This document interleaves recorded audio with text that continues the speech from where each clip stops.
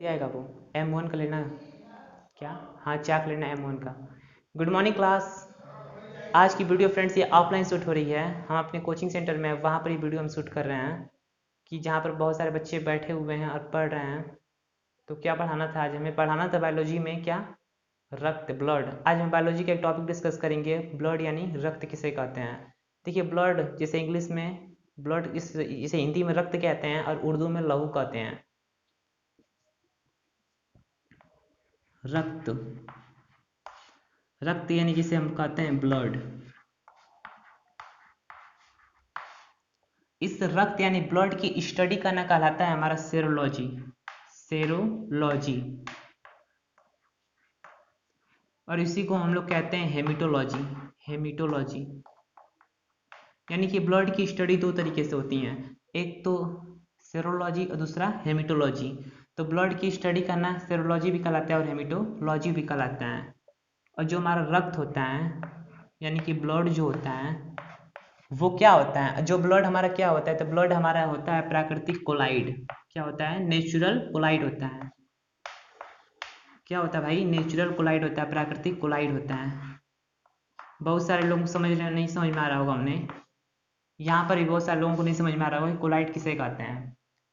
देखिए, हमने आपको केमिस्ट्री में बताया है कोलाइड किसे कहते हैं, लेकिन यहाँ पर आप मोटा मोटा में समझिए कि जब किसी भी चीज़ को जब आप छानते हैं तो कुछ हिस्सा उसका नीचे गिर जाए और कुछ हिस्सा उसका ऊपर रह जाए, उसे हम कोलाइड कहते हैं। फॉर एग्जाम्पल में हम आपको बताएं, जैसे आप दूध देखें, जैसे आप दूध को छानते हैं, दूध नीचे गिर जाता है और मलाई ऊपर ही जम जाती है, ऊपर ही बैठ जाती है, तो वो आपकी कौन सी अवस्था है? तो वो आपकी कोलाइडी अवस्था है। जैसे आप देखे होंगे कि जैसे वैसे ही ब्लड होता है, तो ब्लड को आप छानेंगे तो ब्लड के कुछ हिस्से नीचे गिर जाएंगे और कुछ हिस्सा उसके ऊपर ही बैठ जाएंगे। तो इसलिए ब्लड क्या है? आपका प्राकृतिक कोलाइड है। और जो रक्त को हम लोग कहते हैं ये आपका संयोजी ऊतक है। ब्लड आपका क्या है? संयोजी ऊतक है। ब्लड आपका क्या है? संयोजी ऊतक है।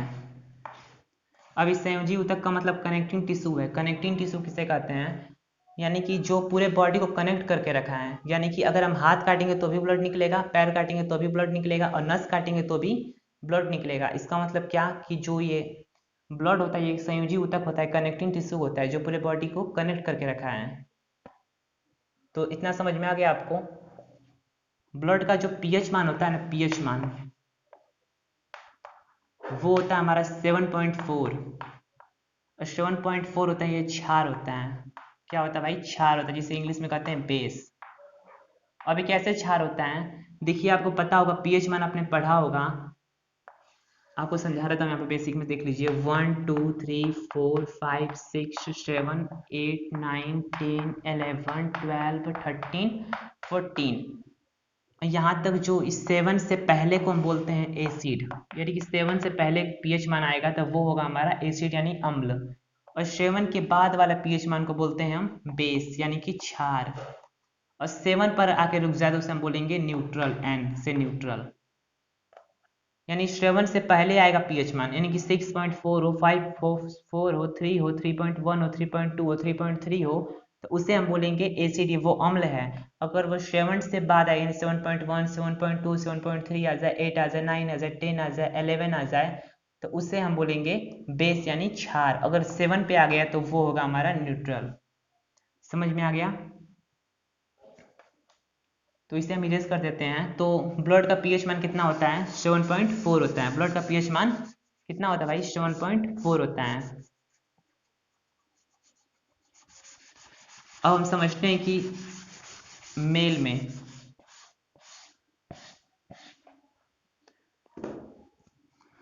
क्या समझते हैं कि मेल होते हैं ना, मेल, और यहाँ पर हमने लिखा फीमेल। तो मेल में रक्त की संख्या यानी कि ब्लड की संख्या कितनी होती है?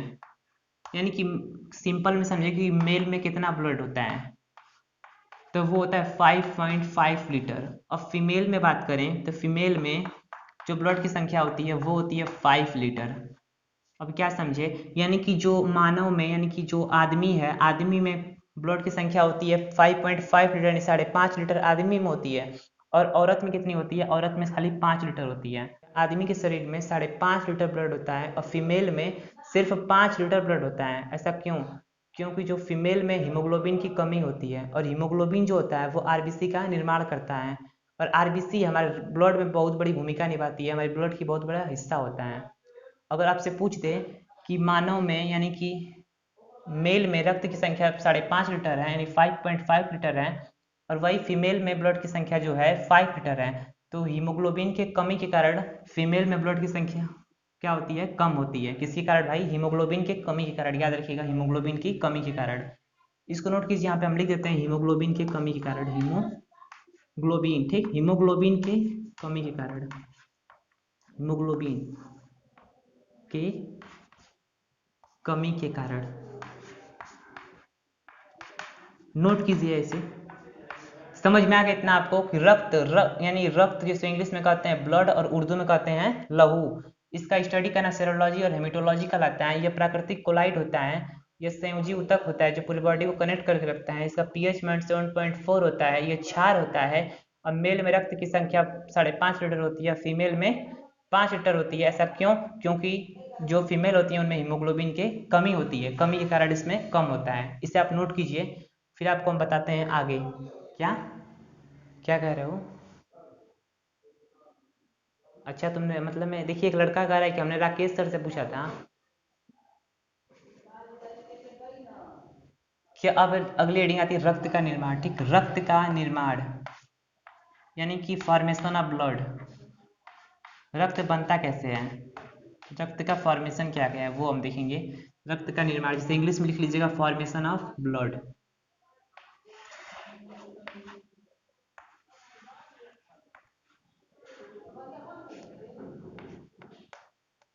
लीवर, यहाँ पे आपका हो जाएगा बोन मैरो। बोन मैरो पता है ना सबको, किसे कहते हैं? अस्थि मज्जा जिसे कहते हैं हिंदी में, बोन मैरो, अस्थि मज्जा। रक्त का निर्माण लीवर में होता है और फिर यहाँ पे दिया आपका बोन मैरो, अस्थि मज्जा जिसे कहते हैं हम लोग। समझते हैं, देखिए लीवर, यहाँ पे लिख लीजिए भ्रूण, अभी समझाऊंगा आपको, पहले लिखते चलिए मेरे साथ, भ्रूण। और यहाँ पे लिख लीजिए भाई आप वयस्क।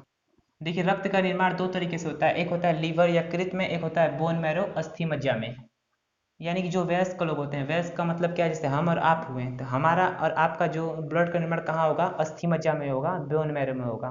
जैसे आप कोई भी मांस खाते हैं तो उस मांस को खाने के बाद जो उसकी हड्डी होती है, उस हड्डी को तोड़ के देखेंगे तो उसमें आपको जो अंदर लाल लाल दिखेगा वही आपका अस्थि मज्जा होता है। समझे ना मैं क्या कहा हूँ? यानी कि आप मांस खा लिए, कोई भी मांस में जो खाने के बाद जो हड्डी होती है ना, उस हड्डी को तोड़ के देखिएगा, उसके अंदर जो लाल लाल होता है ना, वही आपका बोन मैरो होता है, अस्थि मज्जा होता है।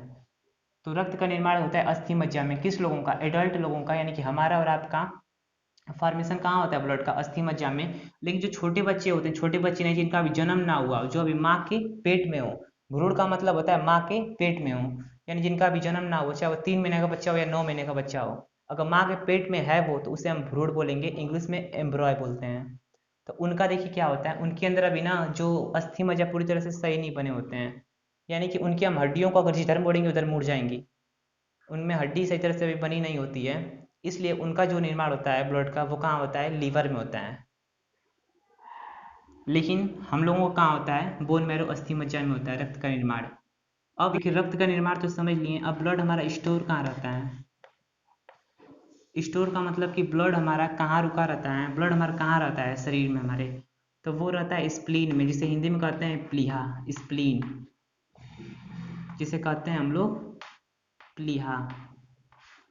तो इसी में ब्लड हमारा क्या रहता है भैया? स्टोर रहता है प्लीहा में। देखिए प्लीहा होता कहाँ है? जैसे आप देखे होंगे उदर, उदर समझते हैं ना, जैसे उदर का मतलब होता है गहरा। जैसे हमारा जो पेट होता है वो क्या है? उदर भाग है। जैसे आपने गणेश जी को सुना होगा लंबोदर, गणेश जी को लंबोदर क्यों कहा जाता है? क्योंकि उनका लंबा पेट है, और उदर का मतलब जो आगे वाला पेट होता है ना, उसे कहते हैं हम लोग उदर। हम कोई भी चीज़ खाते हैं तो खाना हमारे पेट के अंदर चला जाता है, अगर गहरा नहीं होता, उधर नहीं होता, तो कैसे जाता अंदर? नहीं जा पाता। वैसे ही स्प्लीन जो प्लीहा होता है, जो उधर के ना लेफ्ट साइड यानी कि बाएं साइड हमारा प्लीहा होता है, और वहीं पे हमारा ब्लड क्या होता है भैया? स्टोर होता है। इस ब्लड स्टोर कहाँ होता है? स्प्लीन प्लीहा में होता है, इसलिए इसे हम लोग ब्लड बैंक भी कहते हैं। किसको? स्प्लीन को हम लोग क्या कहते हैं? ब्लड बैंक भी कहते हैं। और इसे हम लोग ग्रेवयार्ड भी कहते हैं। अब ये ग्रेवयार्ड क्या होता है, यानी कि इसी इस प्लीहा को हम लोग आरबीसी का कब्र कहते हैं। आरबीसी का कब्र, क्यों आरबीसी का कब्र इसे क्यों कहते हैं, अच्छा से लिख लीजिएगा, आरबीसी का कब्र लिखा हूँ ये। देखिए ग्रेवयार्ड को हम लोग आरबीसी का कब्र इसलिए कहते हैं क्योंकि आरबीसी मरने के बाद, यानी कि जब रेड ब्लड सेल का जीवन काल, लाल रुधिर कणिकाएं का जो जीवन काल होता है, लाइफ स्पैन होती है, वो 120 दिन का होता है। तो 120 दिन बाद आरबीसी मर के कहाँ चला जाता है, हमारा स्प्लीन प्लीहा में ही रहता है, स्टोर रहता है। इसलिए इसे हम लोग ग्रेवयार्ड कहते हैं, आरबीसी का कब्र कहते हैं। ठीक, जो आपको हम बताएंगे आगे कि आरबीसी का कब्र क्या होता है। आज तो नहीं बताएंगे आपको, कल के वीडियो में आपको बताएंगे पक्का, कल भी स्वीट होगा यहीं पर। तो स्टोर, ब्लड स्टोर कहाँ रहता है, स्प्लीन में रहता है, प्लीहा में। इसे हम लोग ब्लड बैंक भी कहते हैं और इसे आरबीसी का कब्र कहते हैं। तो इसे आप नोट कीजिए, फिर आपको हम बताते हैं कोलेस्ट्रॉल किसे कहते हैं, कोलेस्ट्रॉल किसे कहते हैं, इसे नोट कीजिए। देखिए कोलेस्ट्रॉल किसे कहते हैं, कोलेस्ट्रॉल, कोलेस्ट्रॉल किसे कहते हैं। देखिए यह एक चिपचिपा पदार्थ होता है। चिपचिपा मतलब समझते हैं जैसे तेल मसाला या काजू बादाम छोड़ा किसी सब देखे होंगे, उसे ज़्यादा खाने से क्या होता है कि चिपचिपा पदार्थ जो होता है ना, ये बहुत खतरनाक होता है, ये जान भी ले सकता है हमारी, कोलेस्ट्रॉल। और कोलेस्ट्रॉल का जो लेवल होना चाहिए, कोलेस्ट्रॉल का जो लेवल होना चाहिए वो होना चाहिए 220 ग्राम DL। DL का मतलब होता है देसी लीटर। जैसे आप देखते होंगे जब भी ब्लड हमारे नापे जाते हैं, जब पैथोलॉजी में देखते होंगे आप, जब ब्लड चेक कराने जाते होंगे तो वो किस में नापता है, DL में नापता है, डेसी लीटर में नापता है आपके ब्लड को वो। तो कोलेस्ट्रॉल देखिए होता है ना, ये एक वसा का रूप होता है कोलेस्ट्रॉल। और कोलेस्ट्रॉल का जो लेवल होना चाहिए 220 ग्राम DL होना चाहिए। अगर ज़्यादा हम ज़्यादा मतलब हम चिपचिपा पदार्थ खाते हैं और तेल मसाला की मात्रा हमारे शरीर के अंदर ज़्यादा हो गई, तो जिस तेल जो होता है वो जाकर चिपक जाता है हमारे किस पे, हार्ट पे, जिसकी वजह से हार्ट हमारा धड़क नहीं पाता है, दिल हमारा धड़क नहीं पाता है और हमारी जानें चली जाती हैं। किसकी वजह से, इस कोलेस्ट्रॉल की वजह से। तो कोलेस्ट्रॉल का लेवल कितना होना चाहिए, 220 ग्राम DL होना चाहिए। DL का मतलब देसी लीटर होना चाहिए। आपको अगली हेडिंग दे रखी है भाई, हीमोग्लोबिन। हीमोग्लोबिन, हीमोग्लोबिन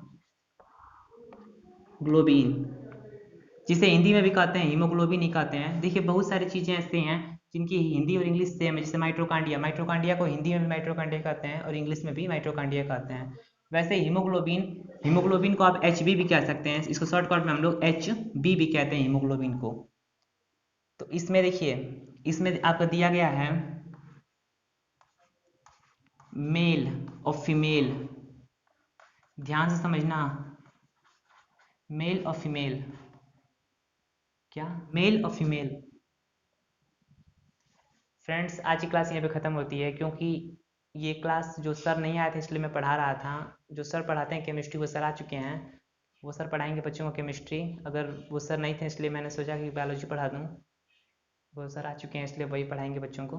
तो आज के लिए सिर्फ इतना ही, कल आपको हम बताएंगे वहीं से फ्रेंड्स कि क्या था हमारा हीमोग्लोबिन किसे कहते हैं और मेल और फीमेल में कितने कितने हीमोग्लोबिन की मात्रा होती है, वो आपको कल की वीडियो में यहीं से बताएंगे फ्रेंड्स। तो आज के लिए सिर्फ इतना ही, जय हिंद, जय हिंद। सर आइए पढ़ाइए।